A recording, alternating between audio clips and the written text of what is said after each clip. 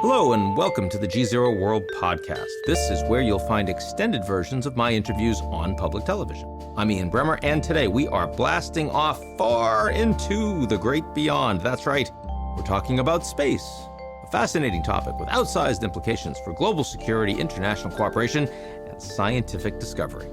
Space has been in the news a lot recently. You've got the malfunctioning Boeing Starliner that stranded 2 NASA astronauts on the space station. Can't get back. To China, returning samples from the far side of the moon. To Russia, possibly launching a counter-space weapon. We are long overdue for a discussion about the future of U.S. space policy. So today, I am talking to a man who knows space and security better than anyone else in Congress and better than most in the country, Senator Mark Kelly. Late this summer, Kelly's name was floated as being on the shortlist for Kamala Harris's VP pick. But when I spoke with him, he was best known for a different kind of floating, logging more than 50 days in low Earth orbit. The former NASA astronaut and Space Shuttle commander currently sits on the Senate Intelligence and Armed Services Committees. We talk about space defense, exploration, and the new space race with China. He's got a lot of thoughts on that 2023 spy balloon incident. And if you thought as a political scientist I wouldn't ask him about aliens, well, put your tinfoil hat on, my friends. It is a fun and far-out conversation. Let's get to it.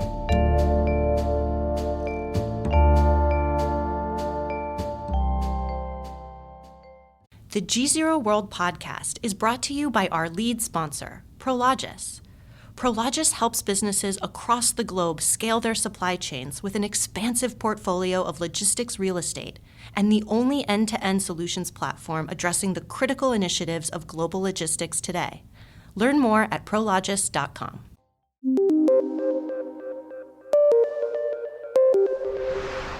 Senator Mark Kelly, thanks so much for being on. Great to be on. Thank you for the invitation. You are an astronaut, or have been historically. I was. Can I still call you an astronaut? Is that okay? You can call me pretty much anything except Scott, which is my twin brother's name. Who also has been an astronaut. Who was an astronaut as well. We each flew in space 4 times. I flew 4 times as the pilot or the commander of the space shuttle. My brother flew 2 missions on the space shuttle. Once as the pilot, once as the commander of the space shuttle. This is your identical twin brother. My identical twin. And then he flew up to the International Space Station on the Soyuz, the Russian rocket and spacecraft. And he ultimately spent a year in space on the space station. So he took the Soyuz up. I mean, is that better or worse than taking a Boeing rocket up these days? Well, I'm not going to comment on our good friends from Boeing. You know, they've had some challenging times. I flew on the space shuttle, which in my view, I spent 15 years at NASA.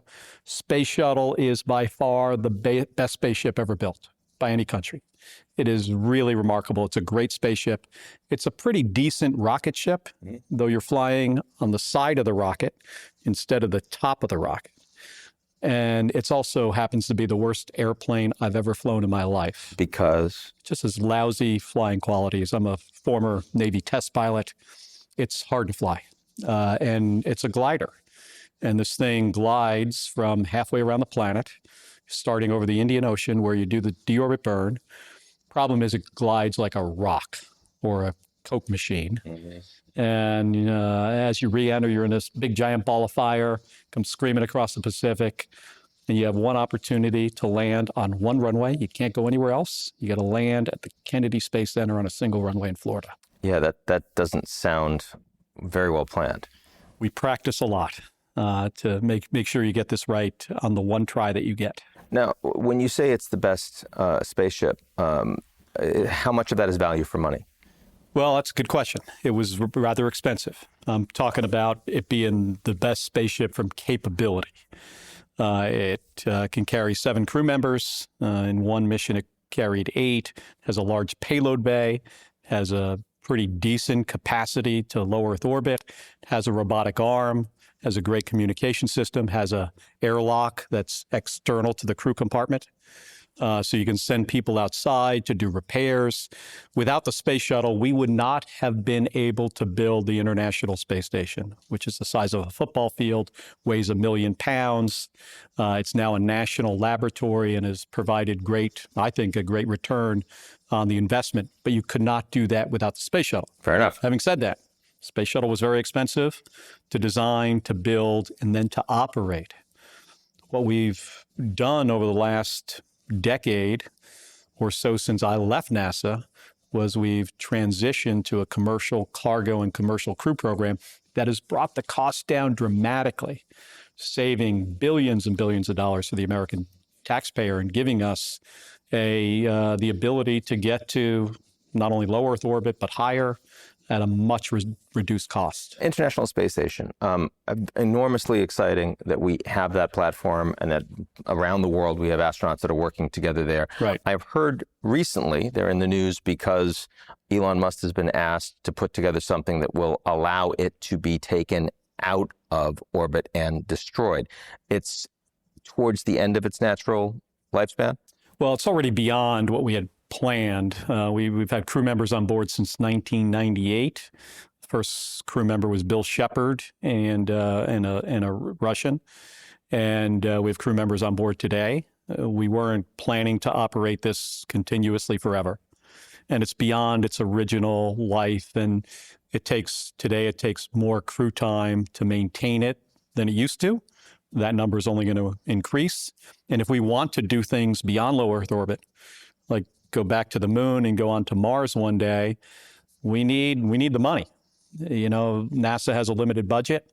I'm very much so in favor of supporting NASA and basic scientific research and exploration. I think it's a great investment for our country, but we have limited resources. So we can't do both. We can't operate the space station continuously and go back to the moon and go on to Mars. So we're going to retire the space station at some point. And we need somebody to build a deorbit vehicle because you just don't want to let the orbit decay over time. I don't want this to be Skylab. Yeah. It would come in uncontrolled. Mm-hmm. It weighs over 1 million pounds. Big pieces would hit the ground.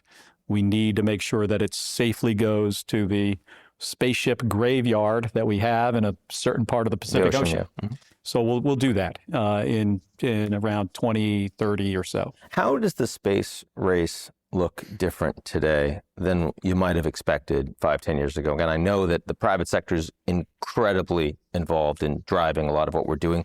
Also, of course, the Chinese. Yeah. That would be the big part. I would say, China's engagement in space. They now have a small space station. They've got crew members in orbit now.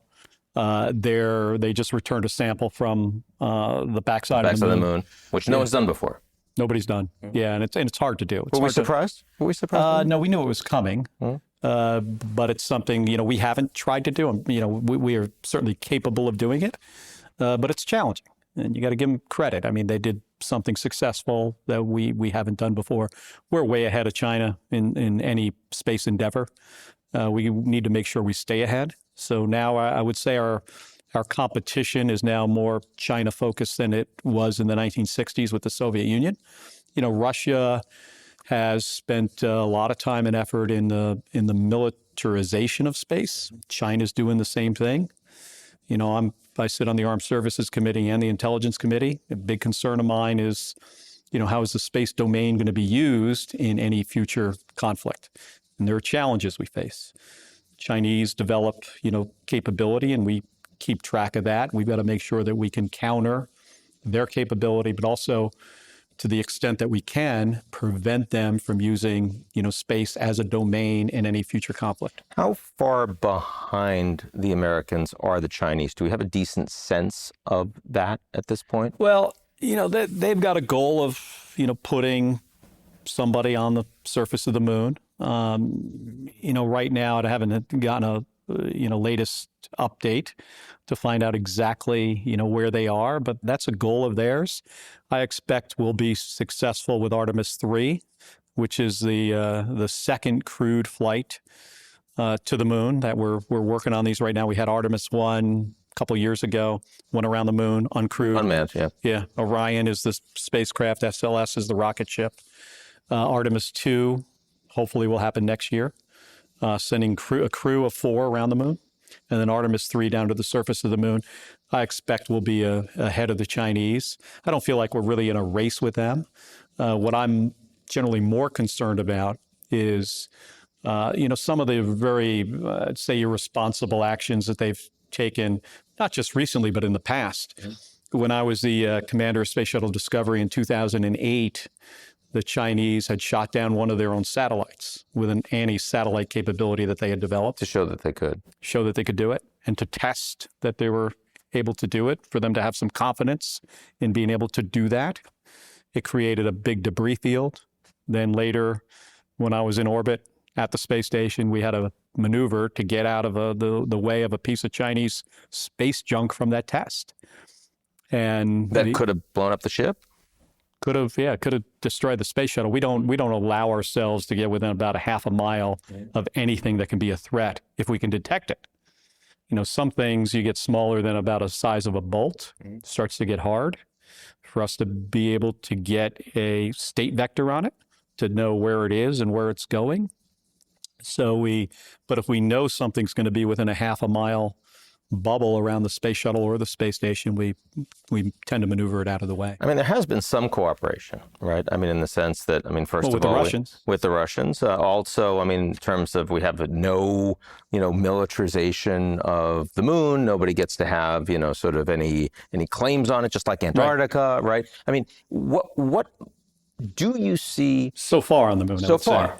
Yeah, we've seen, and so far in Antarctica, which could also change. Yeah, that's true. Short order, yeah. Right? And I wouldn't put anything past the Russians or the Chinese with regards to their not complying with a treaty. Let's say 1967, I think it was, the Outer Space Treaty said we're not going to use the moon for military purposes, and nobody owns the moon. I wouldn't put it past, our adversaries to, change their minds. But how much should we be trying to lean into science and the final frontier to facilitate international friendship in areas where, let's face it, there aren't many of them right now? Well, we did that with the Russians, right? Mm-hmm. Starting in the 1990s. Well, actually before that with Apollo-Soyuz, mm-hmm. But then with the International Space Station in the 1990s. Hey, every space flight I went on, all 4 of them, were up to the space station. Sometimes I had Russian crew members on board the space shuttle with me, but there were always Russians on board the space station, every flight. And that cooperation worked really well. We got along in space, teams got along on the ground. This tried to help, further a good relationship between our 2 countries. Unfortunately, what Putin did in Ukraine is, I'd say, indicative of, did that even matter? He attacked one of our allies illegally, murdering women, children, old people, intentionally, by the way, committing war crimes. They are targeting civilians. So yeah, become a little skeptical of, did we get the results we want? Clearly we did not. But I would say just in general, when we can find ways to cooperate with other countries, especially if it benefits us, and if we could share the cost, certainly with our European partners, with Canada, with Japan, having them as partners in this endeavor has been a huge success for us. They can share some of the burden of the costs. We can help them become spacefaring nations. That part has been a really big success. So get a little closer to Earth, talk about low Earth orbit. I see there's an area where the Americans are doing an incredible job, but a lot of it is dominated by the private sector. Yeah, which is good. Which is good, right. If the American government is aligned with those companies. Sure. Which is not always the case. Which is not the case. So, there's been a lot of stories, right, about the fact that during the war in Ukraine, as you just mentioned, that Starlink decisions on Starlink's operability was being made by their corporate headquarters, not necessarily in alignment with what the U.S. or Ukraine would want. How can the Americans deal with that going forward? Let me start with saying Starlink has been a tremendous increase in capability, not only for the Ukrainians, to help them in this in this war against Russia. I mean, it's really been a huge advantage. And without it, they would be in a different place than they are today. It's also helped us. And it's, something that we're going to continue to work with SpaceX and Starlink on, further developing, that capability. I'd say in the beginning, there were some challenges. I mean, how do you prevent another country from getting access to the dishes and the terminals? And, they do it through unsanctioned, methods. I wouldn't say they're necessarily illegal. They're buying a private product and they're shipping it to Russia and they're using it. That's been a challenge. And I've talked to Elon Musk about this, and they have responded, I think, in a very positive way to do what they can to prevent the Russian government, the Russian military from using Starlink. Not always successful, but they're doing what they can to mitigate the effects. First of all, that's constructive, and I'm glad to hear that. What would you say about Taiwan? A place, again, aligned with the United States. U.S. provides a lot of military support. If they don't have fiber capabilities linking them up, then they need communications. Right. And whether or not that would be provided by Starlink would be an open question. Taiwan has had difficulties with the idea that they would do that because of the relationship between Tesla and China and mainland China. Should these technologies be fundamentally aligned with, controlled by the U.S. government, or is it okay to have some of them fundamentally decided? Well, I would hope that U.S. companies would be making decisions, that are in the, certainly in the best interest of the company and their shareholders, but also, leaning into the fact that these are U.S. companies and there should be some level of patriotism there. And, aligning with us and our values. Our adversaries, don't have the same, ethical and moral compass. And I hope that companies, all companies here in the United States would recognize that. Taiwan, obviously in a challenging situation at times. I hope one of my goals, sitting on the Armed Services Committee and the Intelligence Committee, is to make sure that we don't get into conflict with China. We don't want that. I don't think they want it. That's going to be a situation where, none of us win. I also think the best way for us to stay out of that kind of conflict is to make sure that the Chinese realize that they're not going to win. Even closer to Earth, that balloon that was transiting the Chinese balloon, Alaska, right. Canada, the United States, eventually knocked down by the U.S. Hotline was attempted to be used. The Chinese didn't pick up. Right. They often don't. Tell me a little bit about how you thought about that, responded to it when it was happening.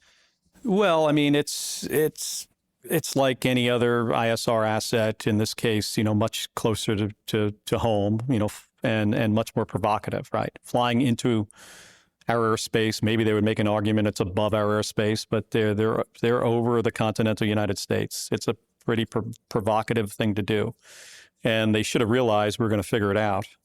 And what they should have expected to happen. People could actually see it. We could actually see it from the ground, and we detected it, and we ultimately shot it down.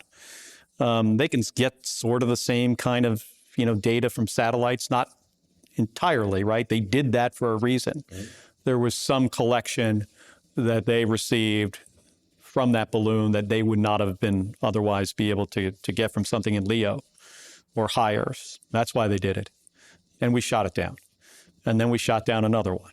And we can't get in the habit of shooting down every balloon that flies over the United States. I mean, a Sidewinder, costs $400,000, and AMRAAM is over $1 million. This can get very expensive very quickly. Yeah, we're seeing that in the Red Sea right now. Right, yeah. Absolutely. It gets very expensive. So, and by the way, the stuff in the Red Sea are threats to, international shipping, to threats to our supply chain, threats to U.S. forces. We have to shoot that stuff down.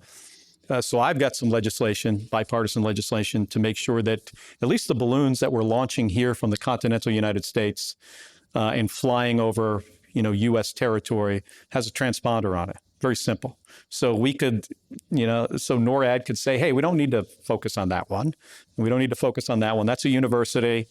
That's a company somewhere, U.S. company. We don't need to focus on that. We need to focus on the ones that we really have no information on. Do we think that the Chinese got that message? I mean, in terms of... I think they did. Because there's certainly been a much greater level of military-to-military communication between the U.S. and China. Well, also, you see, I mean, they haven't flown a high-altitude balloon over the United States since we shot that one down. Let me ask a little bit of a silly question, which is I've seen a number of folks in respected media respond pretty alarmist to the UFO testimony. Right. And so I am sure that you found that amusing. Why? I mean, you're going to see conspiracy theory, of course, but why is there so much excitement about this supposed intelligence? Well, I mean, it's, our galaxy is a big place. The universe is 2 trillion galaxies, and we've got, hundreds of billions of stars and planets in our own. And it's, something people often think about. Is there life out there somewhere else? What is that life like? Does that life visit here? Does visit Earth? I get these questions all the time. People think because I've been to space, like maybe I have this special insight, or maybe I've seen something. While I've, spent time orbiting the Earth. I haven't. I don't, think we've got, visitors from other places. Having said that, I've seen some compelling testimony, from Navy fighter pilots, who, often in one case in a position of leadership in a squadron that's seen something very compelling. It's our obligation, on the Armed Services Committee. Something that he is convinced is technologically not possible by the U.S. or adversaries. In one case, that is true. Yeah. And what do you think about that? Well, I think it's our responsibility, if to look into it and put some more resources behind studying these phenomenon. We don't call them UFOs anymore. We call them UAPs. We changed the name. Unidentified aerial phenomenon. Okay, yeah, fair enough. So it's the same thing. That should make it It's easier. a UFO. Yeah. It's basically. And is the answer we don't know? At this point, we haven't devoted enough resource to be credible in a response. Well, I don't know if it's a resource issue. It's like, but I think it's fair to say we don't know.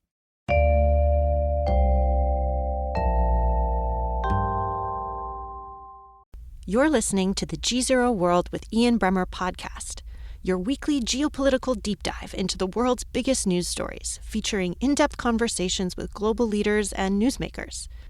To get more of GZERO's insights on global politics every morning, sign up for our free newsletter, GZERO Daily, at gzeromedia.com.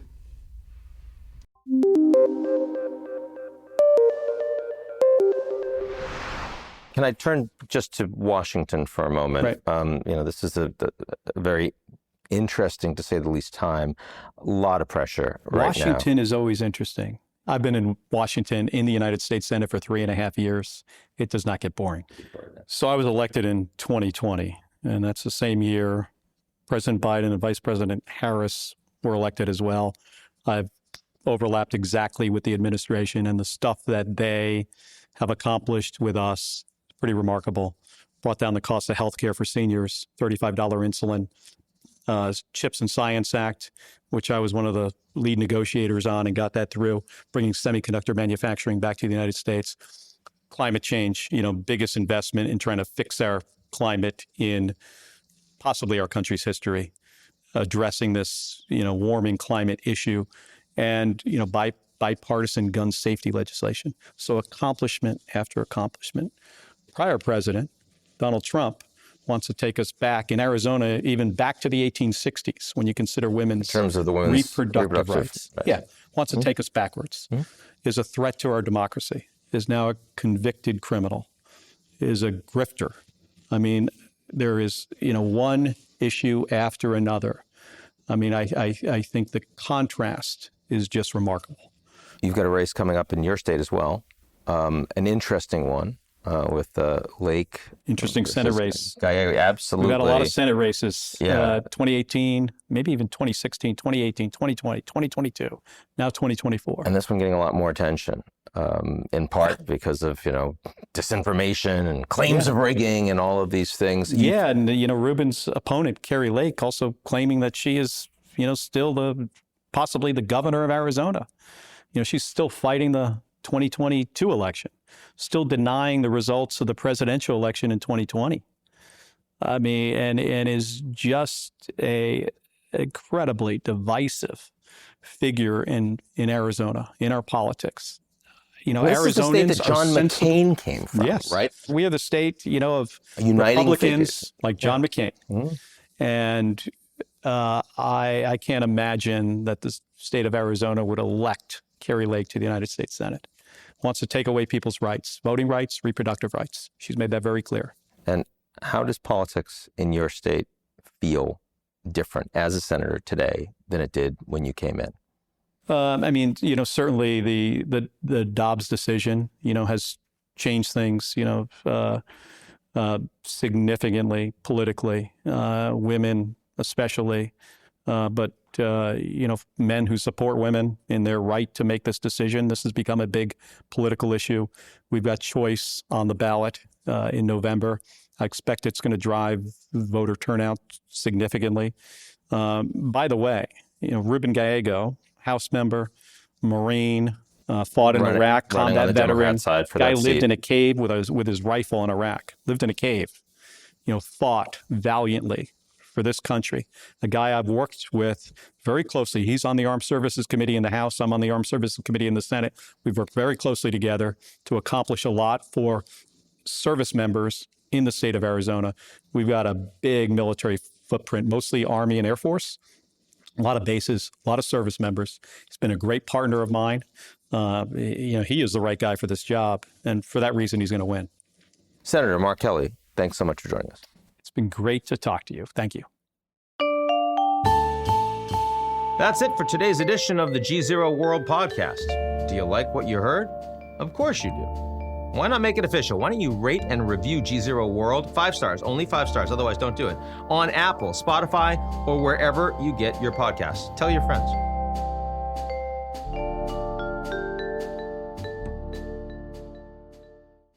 The GZERO World podcast is brought to you by our lead sponsor, Prologis. Prologis helps businesses across the globe scale their supply chains with an expansive portfolio of logistics real estate and the only end-to-end solutions platform addressing the critical initiatives of global logistics today. Learn more at prologis.com.